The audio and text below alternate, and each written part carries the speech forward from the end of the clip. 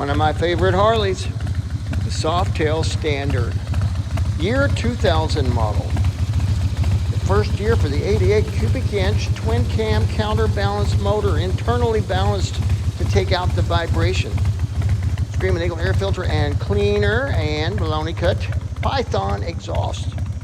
Throw over saddlebag, luggage rack, passenger's backrest, 2-up seat, forward controls. It's 5-speed and it has custom grips, a little under 49,000 miles, and that's a solid 5-gallon tank. And the reason I point that out is up until 2000, Softails had split tanks. You had to fill them both up. That is a gas gauge there on the left side. 12-inch mini apes.